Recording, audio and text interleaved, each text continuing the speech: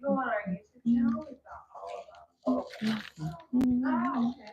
On there, all the lectures. Oh, okay. Available. Yeah. So you can go back and watch them. Just go into Confidence. Yep. Mm-hmm. So I go to YouTube and then look for Confidence Stitch. Yeah. Yeah. Oh, that, because I watch a lot of YouTube. There's a lot of good programs. They do. Uh-huh. I watch it mostly on my. It's just that you can't. Darn. I'm sorry, I forgot this. Great teacher, really, it truly is.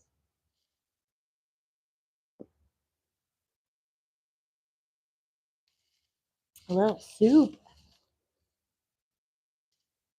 But I had a lid in my jar. I don't want to have it spill on something.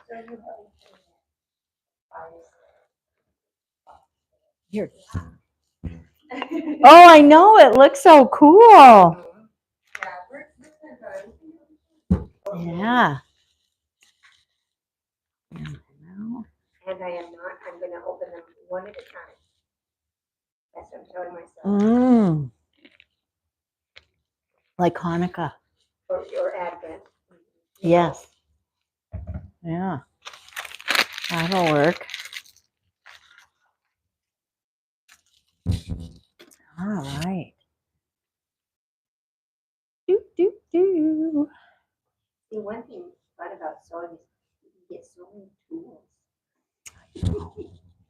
You know, I went to the Spokane quilt show. My friend did too. And it's interesting. She said at first it was like a little overwhelming the first day.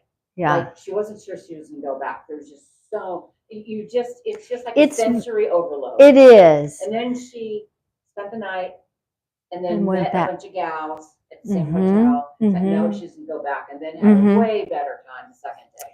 You know, I kind of wish I'd had 2 days, but my husband is such a good sport. And he's like, yeah, let's go over. And I'm like, are you sure? And so we went. Well, I should have thought that one through a little differently, but he's very orderly and methodical in life, and I'm not. And when we got there, I'm the chair for the Missoula's Guild show in 2026. So I went with a real detective eye of checking everything out. How did they do this? How did they do that? And he got going with the voting.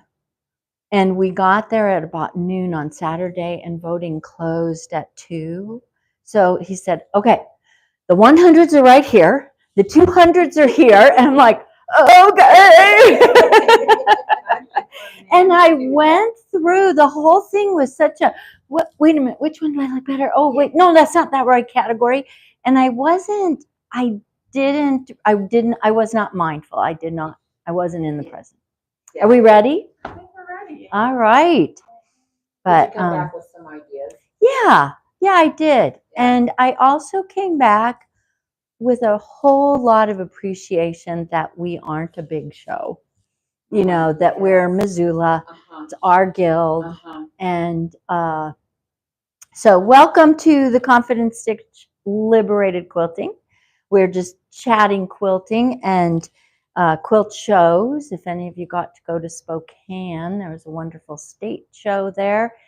And then also talking about our local guild here and the show that we've got going in 2026, April. So mark your calendars. And today I am going to talk more about borders. Last month we just kind of started into how you measure your borders, how you make sure that they're square and that they can actually help errors in the body of the quilt that might have made it a little off kilter by kind of averaging and easing your quilt into those lengths. And through this last month, I actually had some thoughts about, it's just a hard thing. Borders and binding and some of those real standard pieces of quilting itself, making backs, all that stuff, which we also will cover. Hey, good to see you. That there's an awful lot, I think, that we learn when we are hands-on and if you sew with other people. And so our Missoula Quilt Guild does have a sew day at Latimer Fire Station, 2 Saturdays a month. And then there's various sewing opportunities here, Confident Stitch. There's any number of, gatherings. I mean, you can put 4 people around a table and sew at your house with a group of people. But there's something quite different. And I really want to encourage us as, I mean, I do relate to this mostly as women, but I certainly don't want to exclude men. But as being in a sisterhood, a brotherhood, a friendship bond with people who love the same thing. And I look at quilting as a fulfillment for me. It's not a way to beat myself over the head or whip myself in the back about, gee, I'm not good enough. I don't make my points pointy and my squares even and blah, blah. If this is our choice of activity and to fill ourselves with some kind of excitement, some kind of pleasure, some kind of reinforcement for being a creative human being. I really want to always, always, always encourage people to put that first. And when you sew with other people, you get learning stuff that you didn't even think was a different way to do it. I've done things because my mom maybe showed me how, or someone else in a class showed me how. And then when you're sewing with a group of people and you're just watching, whoa, how did you do that? And they'll show you borders, binding, some of those basic things. That's where you learn the tricks. That's where you really learn it. You watch it from start to finish. You maybe are even in a position to apply it right then and there to what you're doing. That's the strongest learning, and it's a bond between 2 human beings. So I do really want to encourage you to be present in your practice of quilting and in your practice with others. So when I left last month and have kind of mulled around the next step of how to move into more complicated borders, I thought, I'm not really sure I gave the most thorough, but maybe it's just one of those things that you have to just do it. But so I wanted to go back over a few things.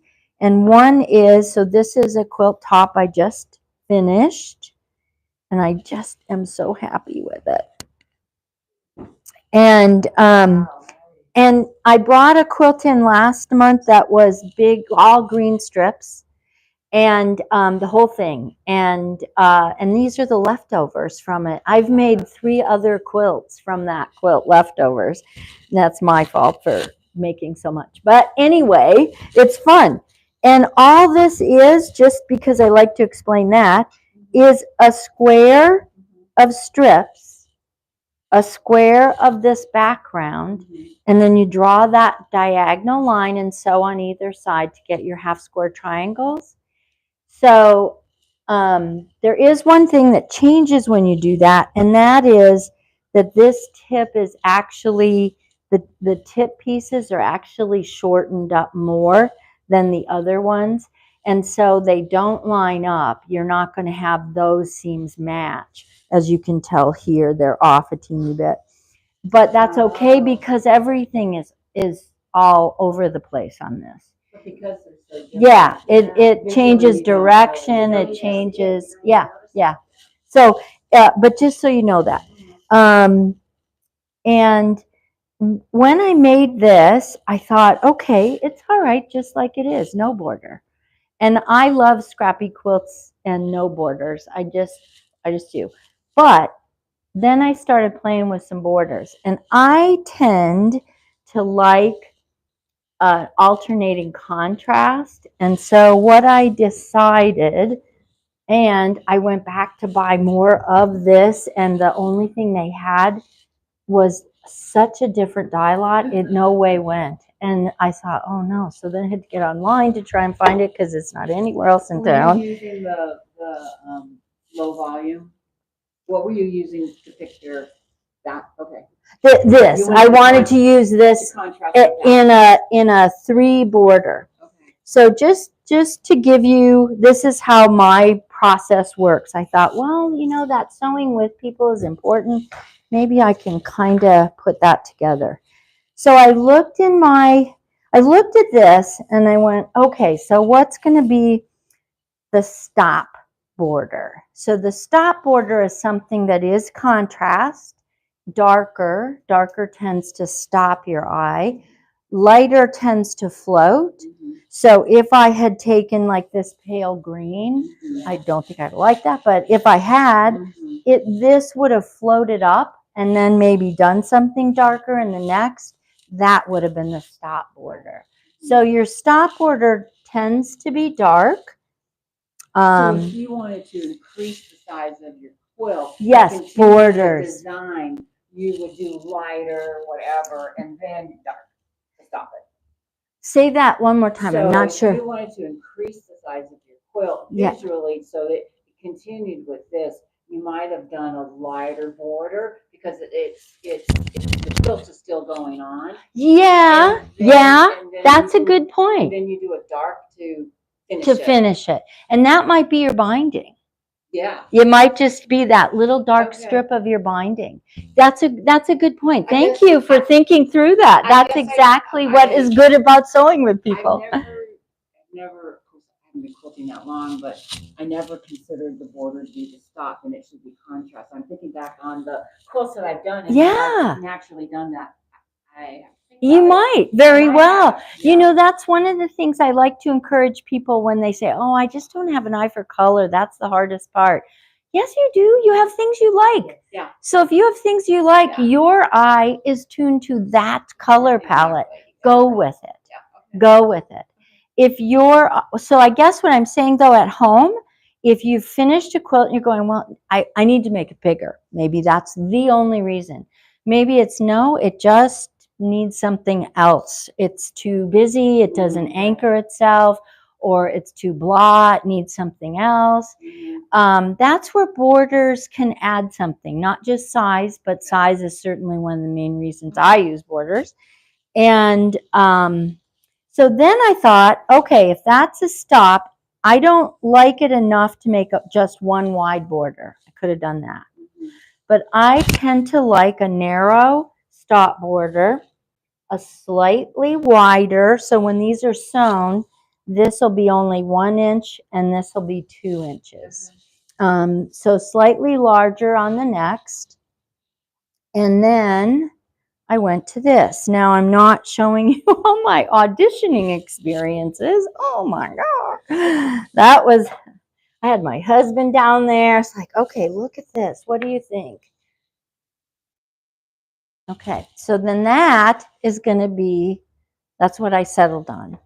I really like how this picks up the more gold colors because that's the strength, I think, of the blend of these two, is there's some rusty golden brown tones in there, and yet it stays in the green family. Well, then I went and I truly had this one strip left of the background. So I went and I got the one I got back was like this real pale green. It was beautiful, and I'm glad I got it, but it wasn't right at all, and I just cried. Then I got online and I ordered some online, and it came in. It was perfect. I'm like, that's great. Yes. But online, I was really taking the chance if the dye lot in the same store wasn't the same. I didn't know if I would end up with another problem, but I did not. So, and then this piece, it just jumped out at me and I threw it up there.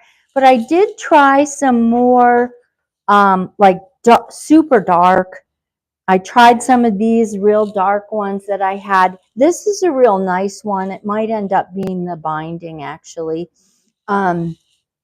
And so you have, so what happens is stop, lift and lighten, and anchor. Okay. Okay, so that's not to say that I've just given you a rule and now you use that rule. What I'm suggesting is that when you audition fabrics and it doesn't work, think about, okay, what's happening? Is it stopping it? Is it floating it?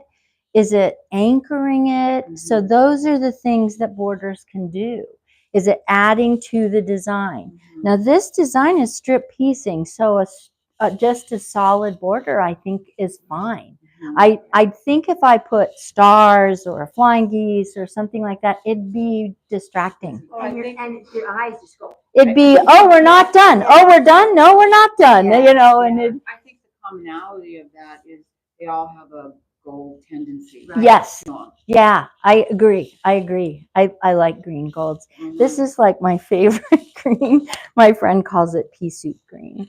So, Why don't you put this one here? you know, I did. I tried it, but I just really liked it as the final blender. And it isn't much of a stop. Yeah, and it's a little more medium, so it doesn't quite, we're done. Yeah, yeah. So that's I never thought of doing 3 strips for a border. But yeah, Yeah. it's fun. It's fun. So I wanted to show you a couple examples of finished quilts to sort of give you that. Now this is 2. I don't have another 3 one. But here's my Kamala quilt. And it says Kamala upside down and the other way, so when it's on a table, I can read it either side of the table. You can read that. Yeah, yeah. Oh, It's Kamala, and then down there, if I'm on this side of the table, I can read that. I know, pretty slick. But now this takes a different approach because this is darker, bolder, stronger. So this lets it float. Uh-huh. Okay, so does that make sense? Yeah. But then by itself, You need to stop it. you need to settle. You need to stop it. Yes, that's my intention. Oh my goodness. So yeah, so it's very fun. And Modern Quilt Studio has the pattern. We did a sew day here, and at that sew day, I made. It's like because I have to keep my brain thinking this way. So so then this one, much stronger, and you have very distinct black and white almost contrast in the body of the quilt. So to me, the strength of the design needed a floater, but not more white. Mm-hmm. And so I think that would have been almost like boring or. And with this one in particular, you could really tell if you put a stop border right there. I tried the yeah. dark actually. I tried the dark piece signs and it was like, okay, that's harsh. Yeah. Yeah. That's an interesting theory. It's so. Yeah, isn't that fun to think about? And I had too long of a table runner, so a little tip. Put it in the middle because then when you quilt it, you don't have one end that's wonky. Now here's a quilt I brought in before, and it also has 2 strips, not 3. But you can see that this is a strong and busy pattern. So to me, this inner border is a holding cell for the design. So it kind of just says, okay, we're finished, but it's so strong and deep that a dark border was heavy. Yes. And so this black and white kind of wild stripe it just really did it. So I'm very happy with that. And then these cornerstones up here is a way also to add more interest. I thought it was too blah to just take the white all the way around. Okay. Yeah, that Is that, It is. if I'd have done an all around border, I would have mitered the corners because of the stripe. Yeah, that's a beautiful quilt. And now it's just blocks with colors and Yeah. framing. Yeah. I mean, and yet This it is a looks- super easy pattern. Yeah, and yet it looks Super just easy. wonderful. Thank you. Well, I love it. It was a quilt I taught in Detroit when I went to visit friends. Now this takes threads. Imagine. This is an old piece. My friend Barbara Compton painted it from a photo that we had. And but the border, what I want you to notice is the, oh, sorry about that, Lizzie. What I want you to notice is the bottom border, how it's slanted. Yeah. And that really came, well, yeah, and and the motion, and I tried it that way thinking, okay, is that downhill? But when you're in slalom skiing, they're turning, who knows which way's downhill. But I tried it both ways, and it seemed to work best this way. It seemed like this met the skier, and it kind of held it in place. You didn't want the skier to keep floating. No, then they have a wreck.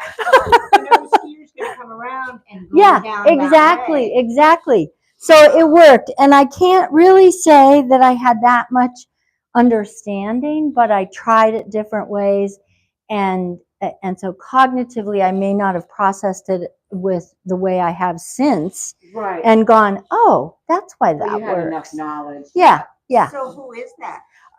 It actually was from a ski magazine, and I couldn't tell you who it was, but she painted it. No, I always say I can ski, but I'm not very pretty. So I quilted it, and I put the borders on. And notice here too, like this white or red border is a flange for one thing. It's not a sewn in strips. So it's a fold. It's all the way around. It's that way. Yeah. Oh, then the quilting brought some of it Yeah, the down. quilting anchored it down. And this is like, you had just a blank piece of material. Yeah, it was and then you had muslin. someone paint And it, she painted and it. then you just top stitched And it then in. I quilted it. Mhm. And I put the borders on, and then I quilted it. Yeah. Wow. And it was a fundraiser for the ski team here in Missoula. So, and my in-laws bought it, and then when they passed away, I got it. Oh, that is nice. Yeah. So you sewed this to the binding first.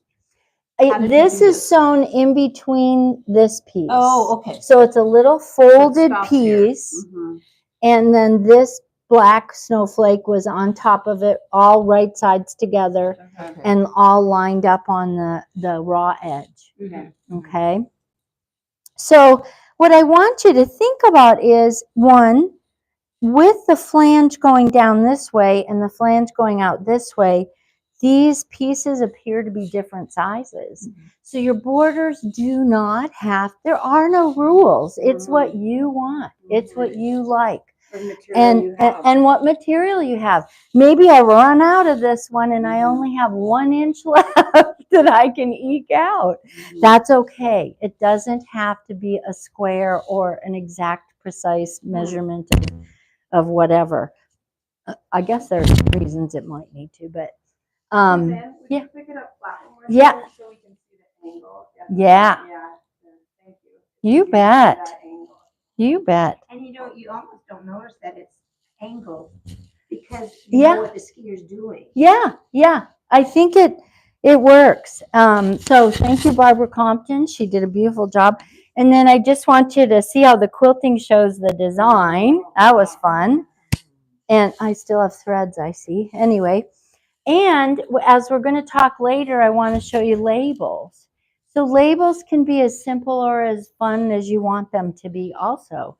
So this, I took just the design basically from the front border, and then put a piece of muslin that these frame, and with a marker, put on an indelible marker, just wrote that information. Now, do you hand sew that down? Yes, Yeah, this 'cause is otherwise you get it, yeah. hand sewn down.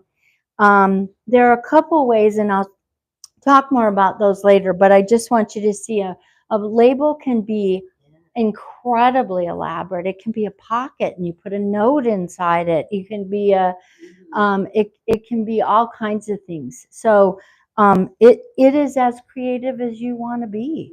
And if you're at that point where I'm done, I put a label on it. Okay, slap that sucker on, and it's done. So there's that one. Then I guess we can move this. Oh, and just to describe these border strips, they're as narrow ones. I don't have a rule. Sometimes it depends on how much I have of fabric and any number of other things. But I tend to sew the bias seam. If there's a design in the fabric, a straight seam will go, there it is. Right. So a bias seam, a diagonal seam will allow the fabric to blend in better. So I do a bias seam sew here, and I would sew probably all the pieces. No, let me back up. If one side is small enough that one cut works, I'm not going to sew it into others. I'll just have that loose and cut it the size it needs to be. If it needs to be mitered, then all 3 strips will be sewn together. So here, here, here, the whole length. And then measured and cut with the extra that they have to go out in the miter. So it uses a lot more fabric. I think this one, I think mitered is best because of all the diagonal lines in it. So I think that'll be best. Can you explain them? Mitered? Yes, mitered means that if you imagine this is all 3 pieces sewn together, this has to go on that diagonal measure, it has to go that much further. So if it was all 3 pieces, you'd have all 3 pieces folding them over, and it'd be that much further. Does that make sense? Okay. Then you'd have this piece sewn on here, and it too would go beyond. And then you flip to the back, you would fold 45-degree from the point, and I'm not getting a 45, sorry, and 45, and I thought maybe I didn't describe, didn't I show that last time? I didn't. Okay, I will I have to YouTube it. I will do it. I'll show you on something smaller. How do you sew that miter after you've sewn all of your border on? And then I'll show you. Okay, and then how do you? I'll show you. How do you get it so that you have to then bring it into here to stop it? Okay. It is tricky. Is it? Yeah. You don't need to go. No. I thought I'm sorry. I had it in my head. Typically, do you for do some your reason borders, if I remember right, you do your lengths first and then top. I don't have. It's not a rule. No. So you don't usually just do your sides and then That's top how and I've bottom? always Not done it. always. Okay. It depends. Like, for instance, if your quilt body is 40 inches wide, that's the top across is one swath of fabric, and it's much more efficient for me to go ahead and do top and bottom and then do the sides. Sure. And if I have 3 borders and I'm putting them on square, I would follow that order. Okay. But you side. You do top, sides, top, Because sides. it keeps expanding. Yes. Unless you do a border, and I meant to bring my tablet today. I'm sorry, I had a lot of, it's tricky coming back and forth, and I had stuff at home that I was thinking I wanted to show today, but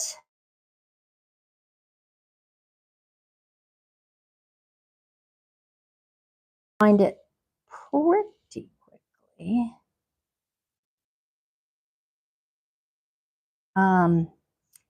There's so many fun ways that you can put borders on. They don't have to be, you know, a matting kind of a thing. They can have that angle like it did on the ski quilt.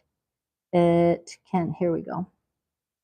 Okay, let me see if I can enlarge that. So this is an unfinished seam. Okay, and I think I demonstrated that last month, I'm pretty sure. So I would have sewn this top one on here, well, like any one of them, but you start here and you sew to there and stop. You don't, you're not going to go all the way across.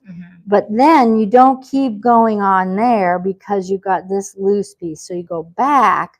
Now you sew this all the way to the end and all the way to the end. Then you go all the way to the end and all the way to the end of the center.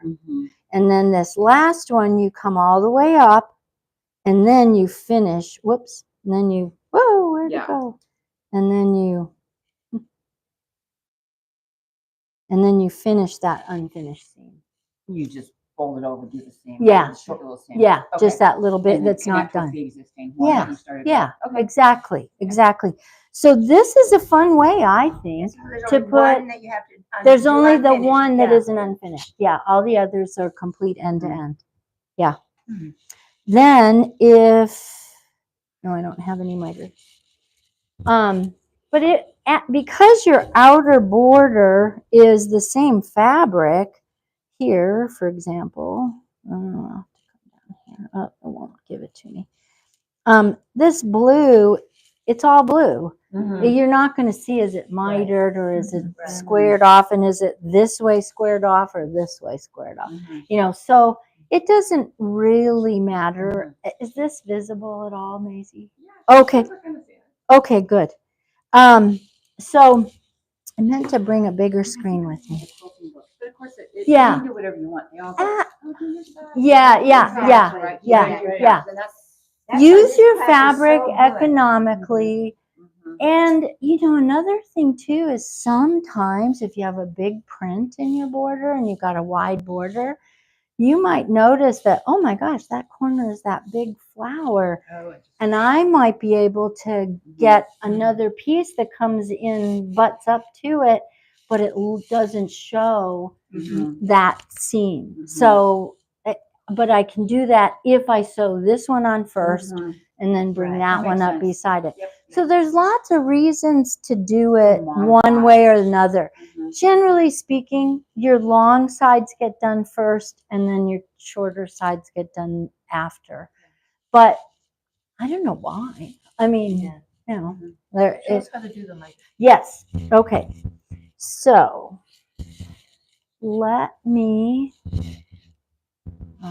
see if I have something smaller. Yes, I do. Okay, so I'm going to do a mini version, but it's the very same concept. Very same. One here.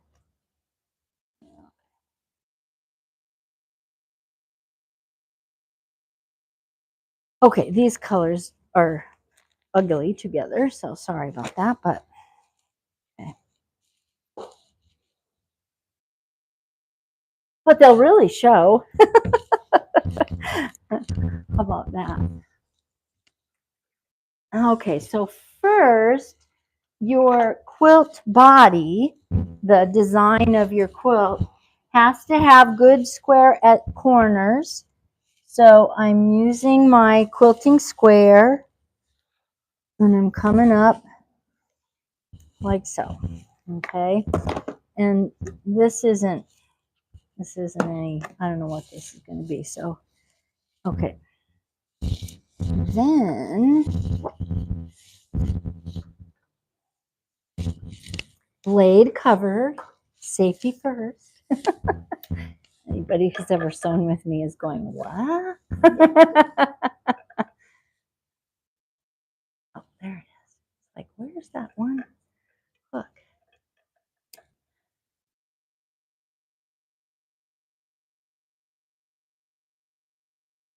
Sorry about this. Now, why isn't? Oh, that's right. Gosh, I love my Janome, but it is heavy, and I love my little featherweight. It's just such a sweet one to use. Still got it.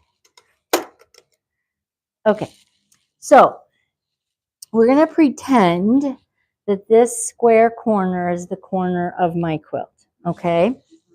And I'm putting 1 or 10 or however many borders. Now, normally, if I'm just doing a border, I'd put it to the end here, right? But what I have to do is I have to leave enough for that miter.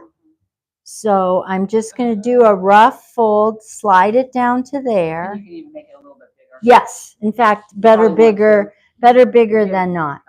And the other thing is, you can pick it out afterwards or start sewing at a 1/4 inch. So not on the edge of the fabric, and so what I'll do here is I'll just give myself a little press so that I can see that. And then that's where my needle will go in. Okay.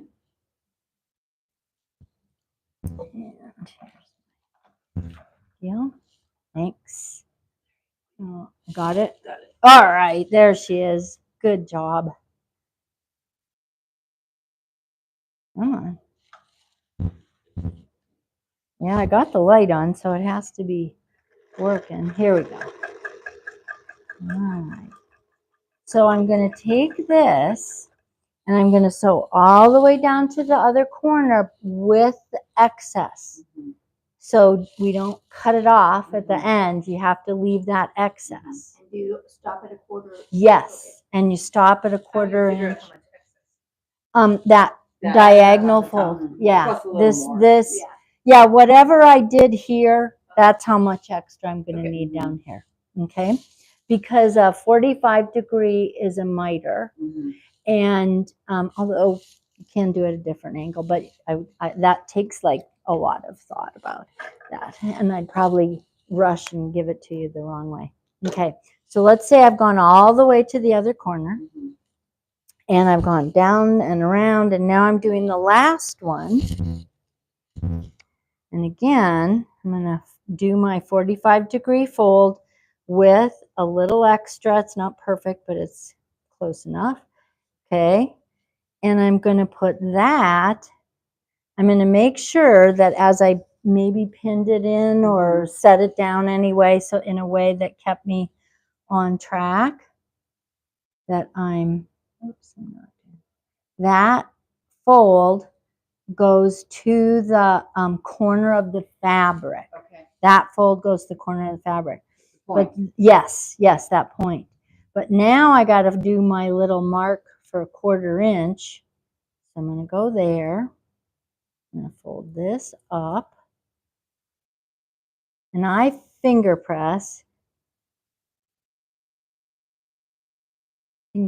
press, I guess. And what I'm going to be doing is I'm going to be taking my last stitch that I can feel right on that ridge. Okay, I don't want to sew into the border. If I do, I can pick a stitch out. It's all right. Not the end of the world. Okay, then I'm going to have been sewing all the way up. I'm going to come here.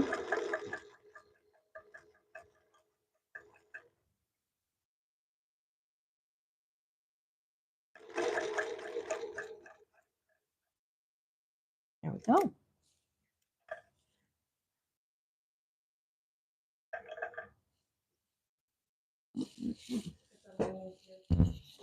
Thank you.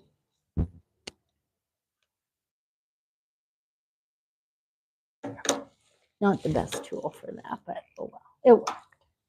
Okay, so now I have these two borders. Okay, now I'm going to turn it over and I'm going to press or finger press or whatever works for you. I would press with an iron. And I'm going to put my two borders together so that these little pieces, it's a little tricky. You know what really works are pins. Yes, well, okay, now I've got those together. Now, they may not line up here because I just gave myself a sloppy amount, but they should come to the point where I finish sewing, and I should be able to feel underneath that I'm lined up. My edges of my border here are lined up, and I've got my little tab of stuff there. Okay, and you know you can't pin yet because you have to cut. Yeah. And so now I come here and I'm going to cut a continuation of this fold plus a 1/4 inch. That's the trick. That's a trick anyway. Okay, so I got to find my 45-degree. Here's my 45-degree line. I'm going to want it here. So see, I set it down and that's an inch. That's way too big, right? So then I slide it up here until 1/4 inch is lined up nicely with that fold. And you may have to pull and line stuff to keep it lined up also on the cut. Okay, all right. And then, so a 1/4 inch, that side of the fold of the quilt. And then I cut, and I don't pin. And you can pin, let me say, if you're a pinner, pin. And So if I'm you're doing 3 borders, it'd just be 3 out. Yeah, you would just, you do them one at a time? I wouldn't. No, I'd do all 3 at once. I'd So you have, sew all your borders on and then do the mitered corner? yes. Okay. And then that way you should be able to feel the seams line up. Right. You will have to make them nest, to make them fit really well. Pins. You may, no, no, not pins. You'll want to flip the pressing So that you just get a at good that so that you get that nest. nesting. Oh, yeah. So So like one one- goes one way and one one goes goes the the other. So Okay? you're putting all those things together. Yes, yes. And then you put your needle in without all this thread to distract. There, okay. Put your needle in right where your seams ended, and I'll show you that when I finish it here. And don't be pulling and tugging because you have a bias cut here, and you'll stretch it out. And that the bigger piece get more stretched out. So you kind of want to ease, see how it bubbles a little bit? You want to sort of move it in without any pressure on that cut edge.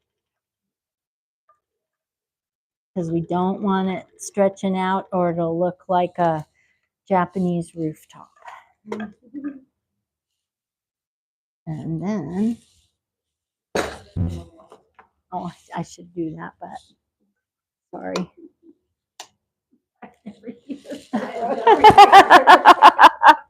And then you have, so the edge of your quilt is coming up like so. You have your seam here. See how it goes right in there? Right. And it should look that way on the other side too. And it doesn't great, but it's good enough. Yeah. Then you open it up. Yeah. And you press your seam open so that you can flatten out that and that. Yeah. And either press with an iron or finger press. Finger pressing on that seam is not the best because it pulls. It stretches it. Now this little piece of thread, I would take a stitch ripper and just pull that out. And or find the threads and tighten it up. One or the other might go that way better. But there it is. Oh, wow. And then do you snip off these little? Yes, take off the dog ears. And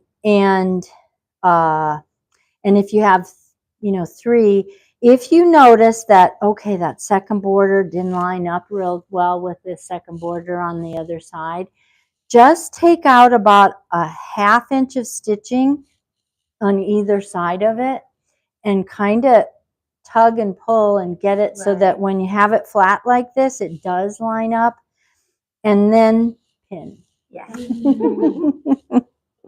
And then pin. And actually, even then, I don't actually pin.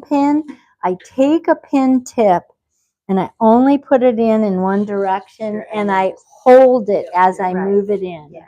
So I don't actually pin. Pinning wrinkles things and it pulls the underside less than the top side, and it can make it worse, especially when you're trying to make a correction. It's awful. So that's mitered borders. I'm glad that happened. Let's see now. Yes. So another thing to think about in borders is sometimes making your quilt bigger is by putting it on point. So this diamond was the piece, these are leftovers from 1990 something, 5 maybe. And I'd made several quilts out of it, for Quilts for Kids, and had all these weird pieces left over. And so I just sewed it together. My same fabrics, near same fabrics, and not spread out is not at all anything that could be planned. But at any rate, I had these triangles left over, and they had been cut right across the point of the square. So by taking a seam allowance, it kind of cut those off. That's okay on this kind of thing. Yeah, who cares? It doesn't matter. So these triangles could be solid fabric. They could be solid fabric. And if you're going to do a quilt on point, what you have is a square. So then the piece that you're going to put in there is going to be it's going to be this point to this point. So I took this piece and then sewed a border onto it with excess that could be cut off at that 45. That was my next question. Okay. Yeah. Like, how'd you get that angle? Yeah. Yeah. So, so then this whole triangle gets sewn to this inner diamond. Okay. Now, when you cut a piece of fabric, what you're going to do is always have graph paper at your kitchen table. I can't tell you how many pieces of graph paper with quilt designs I have in a pile on my kitchen table. I'm gonna move this out of the way. So where you have this diamond, okay, that center of your quilt. So say you have some leftover blocks and you have enough for 4 blocks, and that's just too tiny for a table runner or anything. So that's that. Now, what you're going to do is measure this edge, and let's just say it's 27. All right. So what you have to do is you have to cut a piece that is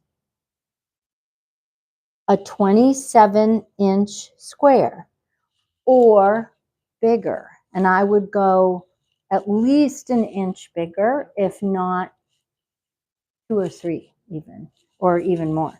It depends on how much beyond this tip you need your quilt to be.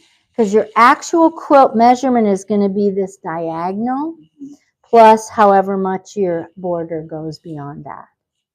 Okay, so let's say this is, I'll write it this way so that the folks on the camera can see. That say this is 27, and then let's say that might be like 34, 32 or something. So, yeah, I know, I'm going something like that. So let's just say 32 for whatever. I don't know, maybe. Okay, so that's not quite big enough for the baby quilt I want to make. So I want to make mine at least 36. So that means that I have to go at least 2 inches out from here and here. So then that's that extra 4, okay? So I need a piece, a square that goes that big. And then what I'm going to do, so let's say this measurement to here is 40. I don't know, that's probably a lot more than it would be, but so let's say it's 40. So we have a 40. So I cut 1 square of fabric that's 40 inches. So nice, 40 inches is my width of fabric. And then I cut diagonal, diagonal. And this is my sewing edge that'll go on here, and I'll do it in that unfinished seam method. So I'll find the very middle, I'll find the middle, and I'll pin or hold or do whatever you do. And then I would start here, sew to the end. I'm sorry, I'm starting here, go blah, blah, blah, and so almost to the end.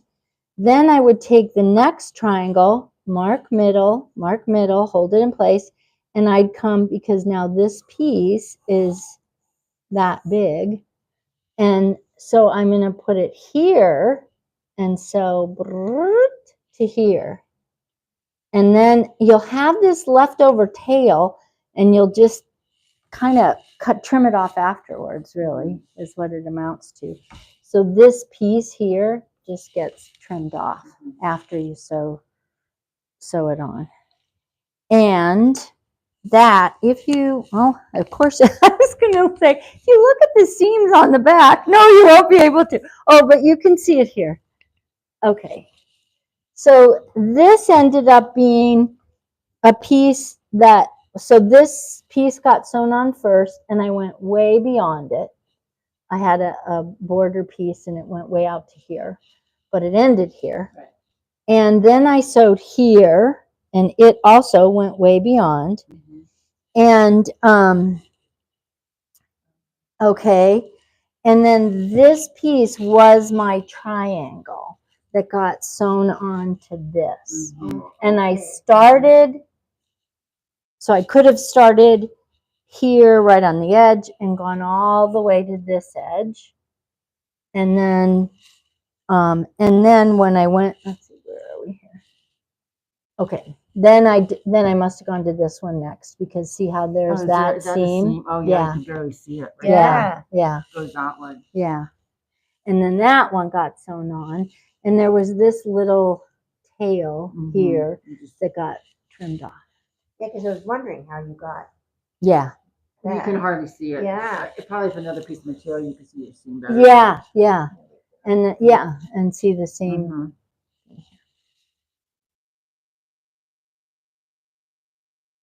Now, did you think those up yourself, or are they in books? I just figured it out. It was greatly induced by necessity is the mother of invention, because I had precious little of this, and it just seemed like the only piece I had in my stash that would work for a border. And I thought, okay, well, I can't just do that whole big triangle out of it. Oh my gosh, look what I have. I have these triangles. So I sewed those on. Well, and then after you start putting things together, you kind of figure out Yeah. they're not sewn Yeah. down, you just flip them. Right. Right. And truly, I welcome folks watching YouTube, or certainly any of you guys here in person in Missoula. Call me. I love problem solving, things like that. So it's just fine. Give me a call and I can meet with you and we can look at what you got and try to figure out what the best thing is. So that's borders in the way that you think of matting for a picture frame. Okay. So, but borders can be their own artistic aspect of the quilt. And I've brought this in before. This one, in the center of the quilt are these flying geese that have red strips on either side. And just because they're turned this way and this way, it looks more like they're rectangles, but they're actually squares with the red added. And I ended up deciding to put that design in the border. So the pieces that go around that center are rail fence with sawtooth. And then I have a floating border, that tan border. And I made it big because these were a set size and they needed to fit. So that's the trick. That's one of the tricks with borders. And as you can see, I have it going across so that this one is in the corner. And likewise on the other corners. If I didn't have that and this border came around and these just went around, then this border wouldn't fit because I'd have that much left over. Yeah. So putting pieced borders in takes a lot of work, but I am here to tell you, pieced borders are almost always a knockout. I mean, they really, this quilt wouldn't look the same without that in that outer stretch. And I love this quilt. I just love all the fabrics and all that. So here are things you can look up on Pinterest. You can look up quilt borders. That's it. You can look up pieced quilt borders. You can look up panels, and panels, if you bought a panel ideas on Pinterest are about the borders. And so that's almost completely sometimes it's cutting up that panel and setting it differently, but it's almost always about borders.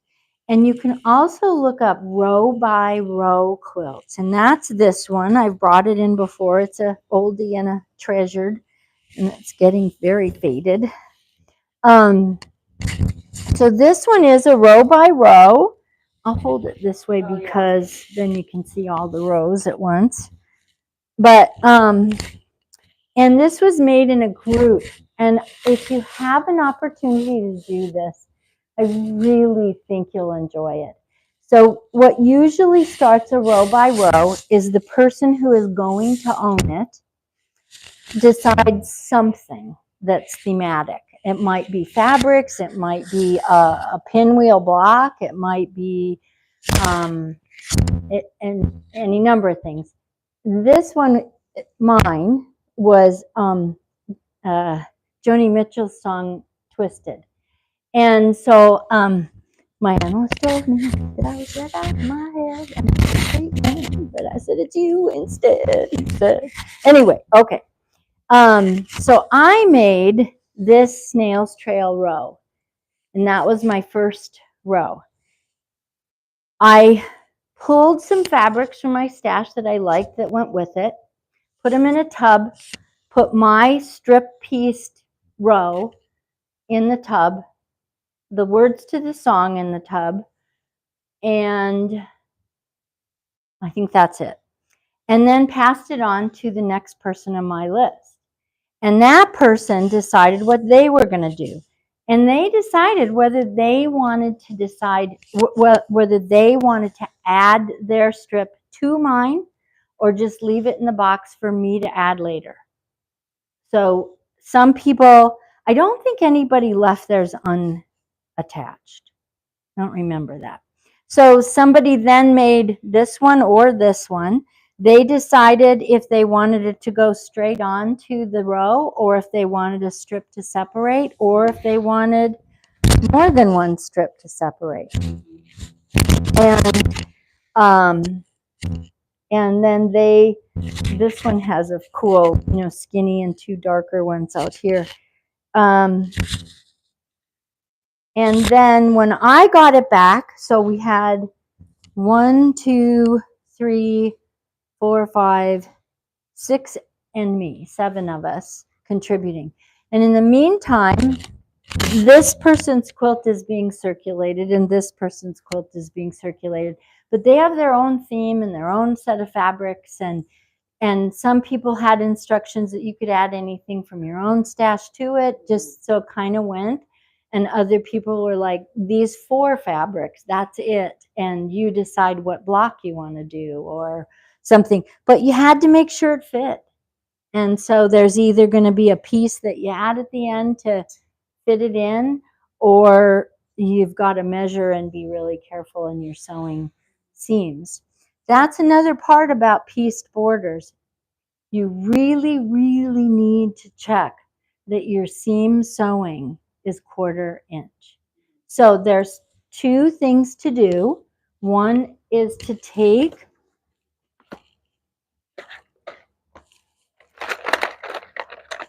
a measuring tool, put your needle down, and set the 1/4 inch line at your needle and draw a line with an indelible marker right there on your machine.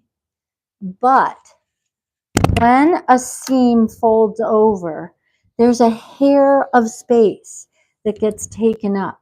So the most important thing about measuring your seam allowance is taking an accurately cut piece of fabric, 2 pieces of fabric, sew that 1/4 inch, and then measure the opened fabric that it is the take up of a 1/2 inch. Once you've pressed it and everything. And Yeah. what And then make sure that it's right. If it's less than that, it means that more is being taken up than you expected. Honestly, there's a difference in whether you go over that line or inside that line. If you go, so you have to figure out, 1, use a fine tip permanent marker to make your line so it's not super wide. And then 2, measure very carefully in cutting, and then check. And when you have exactly where it needs to be and it measures exactly what it's supposed to be, then you're ready to go and make your border. Do you have to then check it again with another set of fabric later on? You might if you have a varied fabric. Most quilt fabrics will give you enough back and forth. Okay. Some will go less, some will go more, but that teensy bit of difference will even out. Good questions. So when you do a pieced border, so if I made a quilt and I decided this was the border, I better make sure that that diagonal measurement is something that's going to come out even. Or the other is, and this is a cool thing to do when you're not so sure and you're maybe not so accurate like some people I know, like me. So let's say this is the center of my quilt, and I'm going to do flying geese. I'm going to go flying geese, flying geese, flying geese, and I'm going to do 4 of them there. And I'm going to do 3 of them here. I'm not making them the same size, sorry. So 3 of them there. And I'm going to make 2 of them here. And I'm going to make 4 of them here or something. And so you have a border that gives interest and takes colors if it's a panel, or the design of the block. If it's flying geese and something else, it pulls the flying geese out to the border. But it doesn't compete with the design that you've spent all this time on for the center. And then here, but the thing about doing sporadics is you want to make sure you get a nice balance. So that if it was rigid and you put a little pin in the middle, that all your flying geese weren't on that end and tipping the piece over. But there's a lot of fun things you can do with stars, with snail's trail, with any of these. This is this is one of my favorite borders. It's kind of a ribbon effect. And you just basically, as you can see here, this by contrast is a light, but not next to this. But these are the darks, clearly remain dark all the way through it.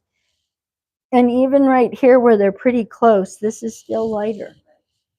Those are just small half Square triangles. put together. Yes, yes. And so I brought some half square triangles to show you. Here we go. And I will use scissors. This one?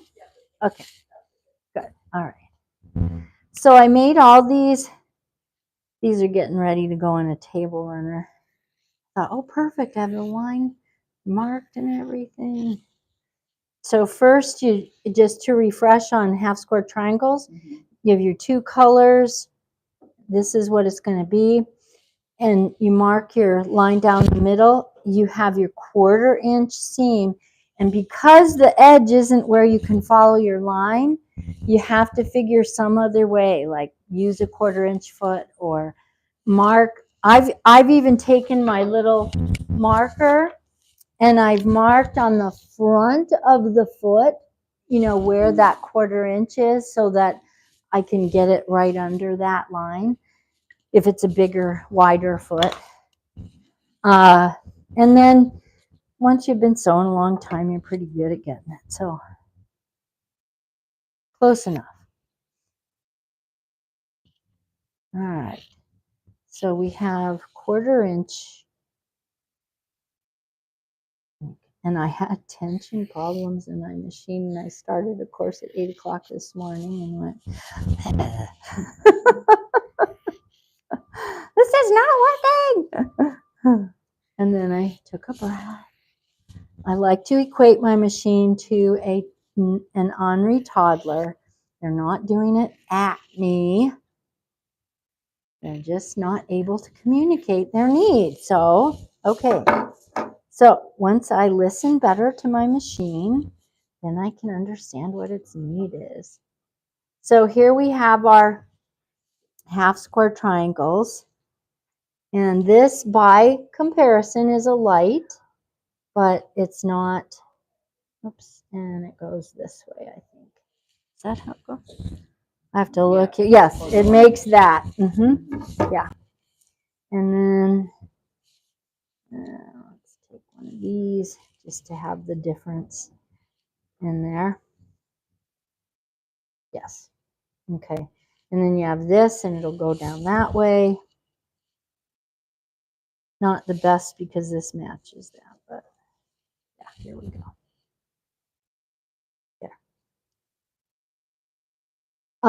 Usually you press toward the dark so that your lighter fabric doesn't show the seam underneath, but sometimes that's not always possible to get your seams to line up best and flatten out. Yes, I go back and redo them. Yeah.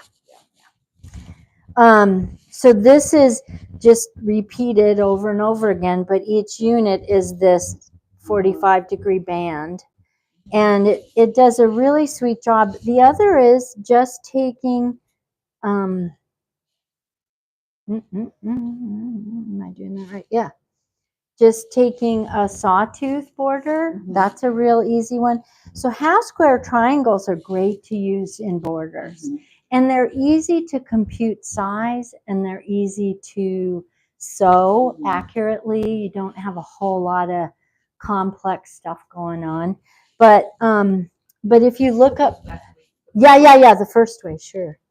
if I can make myself figure it out The slash here. Yeah, there we go. Nope, that's wrong. Here, there, and here. There we go. It's upside down, but there you have it. Okay.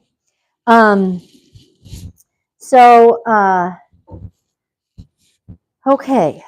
So that's, so labels. How are we on time, Maisie? Great. So let me talk a little bit about labels. Labels, there are people who just don't think a quilt's done until it has a label. And I really respect having labels on quilts because you've invested, your creative soul and your delights of making this, and it says, I'm going on in this person's life. They get to take a little piece of me with them. And so it's really nice to do that. I love quilting so much, and I love quilting with other people even more. And I have to find the label. Where is it? It's really hard to find now. Here it is. This is a light flannel back, and I took a marker and I wrote something right there. And I think it says twisted in quotes, and says me, my name, Missoula, Montana, and the date. And I think it says row quilt or group quilt or something like that, because it says quilt. And I made this with the Missoula Peace Quilters. We all decided to do something for ourselves. So, but any one of these rows, when you look at row quilts, you'll get ideas for borders. So that's probably the simplest of labels, is just to write on the back of your quilt with a marker. However, it will wear out, especially if it's flannel. Fabric pens specifically last a little longer. They do. The felt tip tends to blur a little, and run a little, and so then as it wears, it's not as crisp to read it. But another thing you can do is to take a piece of fabric, do writing or embroidery or whatever way you want. But if it's on a white and a quilt cotton, it will last longer. And so you can then write. And on a label, you want to make sure you include your name, the maker, the location that it was made, and the date. And so those are the three biggies. If the quilt has a name, some people put quite a bit, that the pattern was from McCall's Magazine, 1927 or something, whatever history on the actual pattern. There might be some other information to write, made for this reason. So I've made a lot of graduation quilts, and I'll always say, made for so-and-so in honor of high school graduation on that date.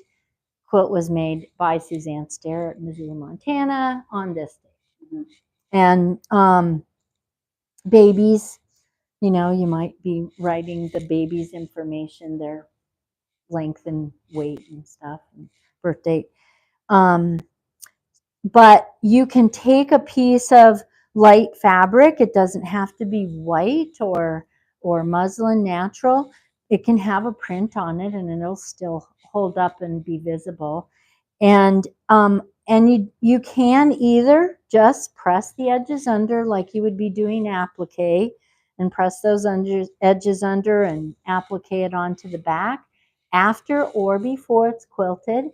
If you take your quilt to a quilter, you can put your label on before and they'll quilt it in.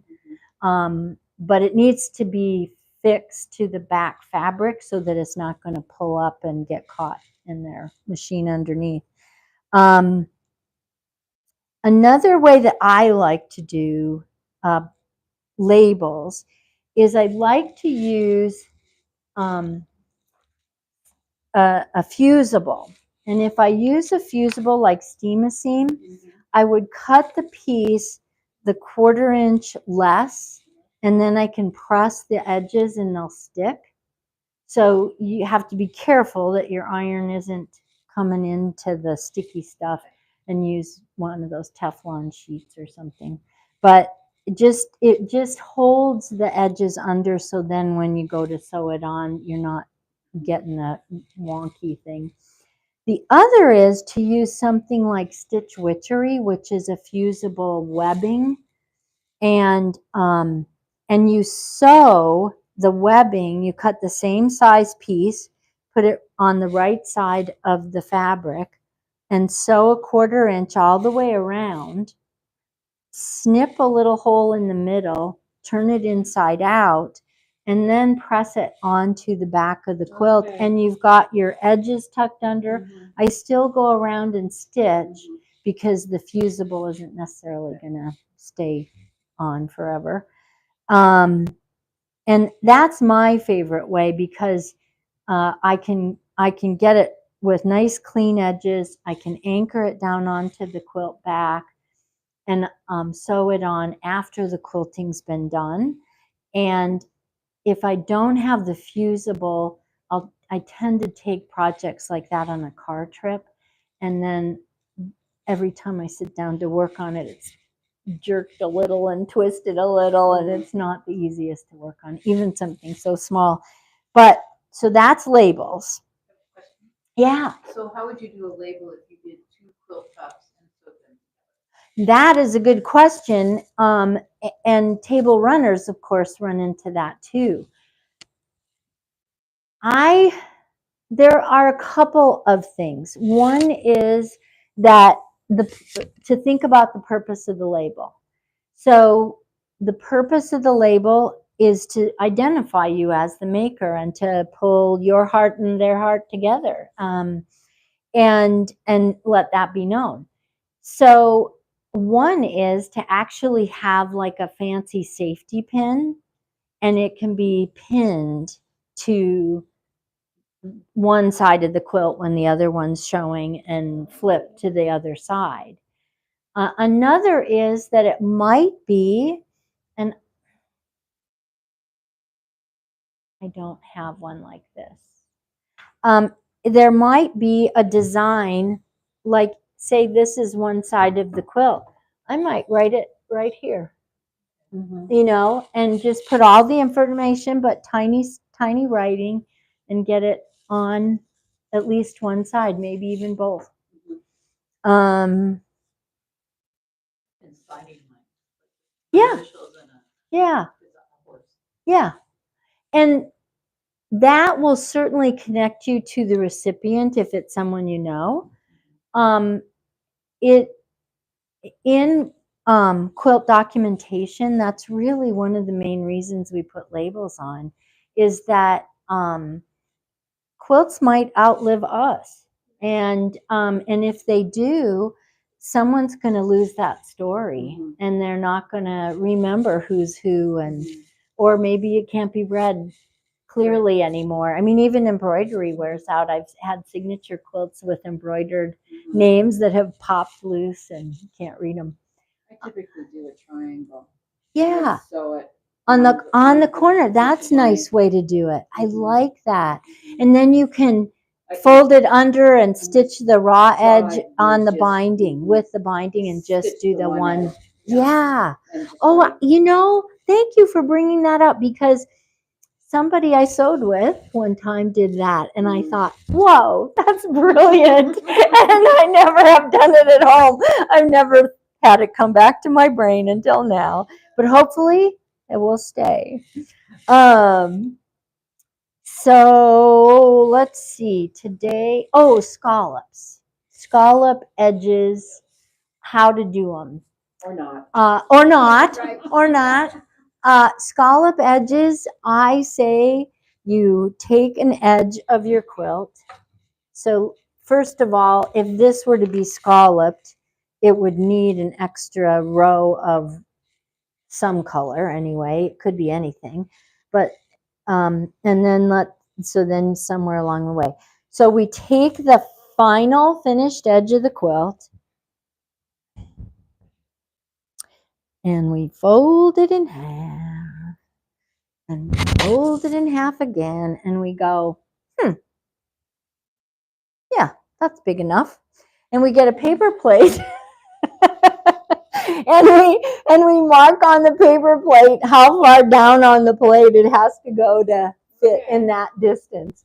And maybe I want it smaller, so I might fold it again, and I might use a dessert paper plate or something to figure out. But I use something that's already a circle, and I figure out on my quilt what size.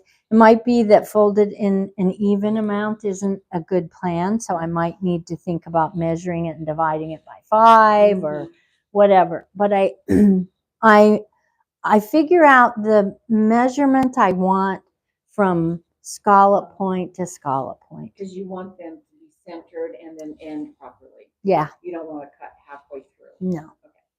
No. So by doing that, when you fold it to whatever size you want, and then just trace out one side, does that then come out even? It should. Oh, okay. Yeah, it should.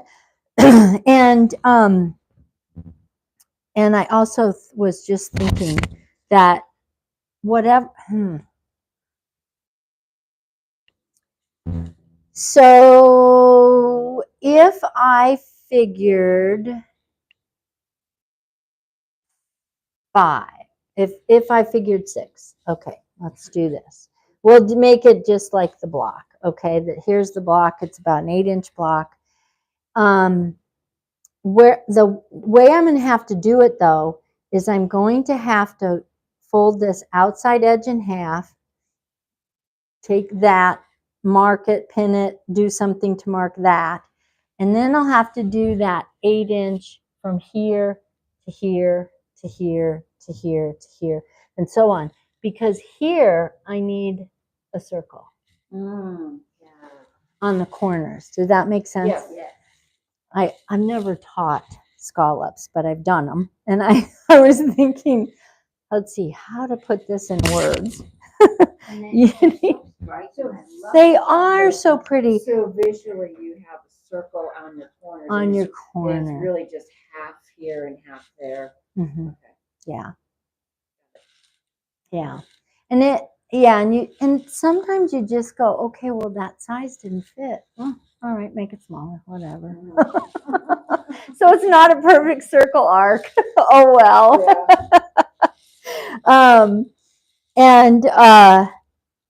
And then, of course, with scallop edges, you have to use bias binding.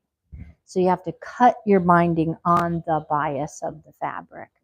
And I think next month we're doing bindings, if I'm not mistaken. So we're not doing one in November, is that right? Oh, right. We're doing it early December, I think. Okay.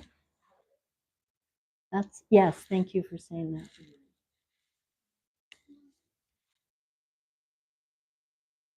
So, yep, we're not meeting in November, but then in December 10th, we're doing 10th. Okay. your quotes. Yeah. Add that to your piece quote. Oh, well then bindings come after that. So Bindings in January. So we're doing January. December is what? Quilting. Oh, the actual. The great. quilting. And how do you decide a pattern? Now, full disclosure, I'm a long arm machine quilter, and the only thing I've ever quilted on a tabletop is a pot holder, and that's it. I've done So a tabletopper, and depending on the I've done a size, tabletopper. yeah, I have. and depending on who it's for, and is straight lines okay, but Yeah. I prefer to not. Yeah. So in December, I'm going to have a guest who comes who has much better experience in tabletop machine behaviors than I do.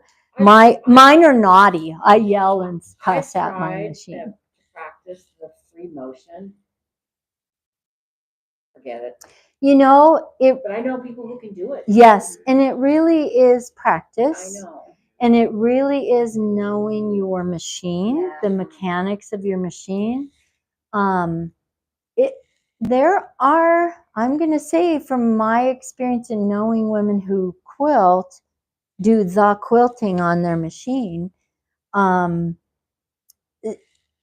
know people who do it on a featherweight. I know people who do it on a high tone Thoth or Bernina or something. It's Yeah. the motion, it's keeping that stitch. so that Even. it's even, which is the But hardest. you know, on a long arm, I have an old long arm. Mine's from '93, and I had no bells and whistles on it at all.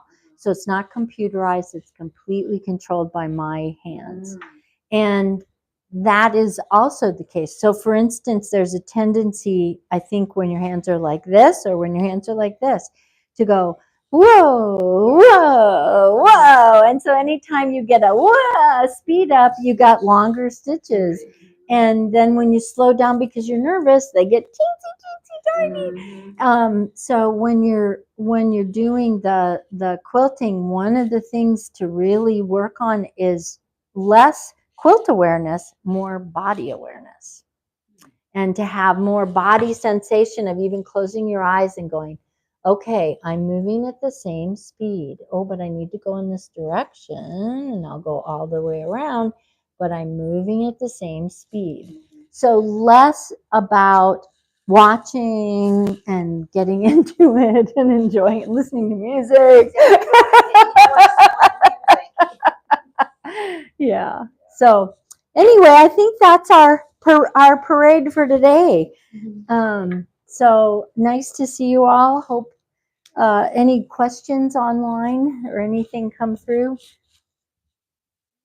All right. Oh. Oh, good.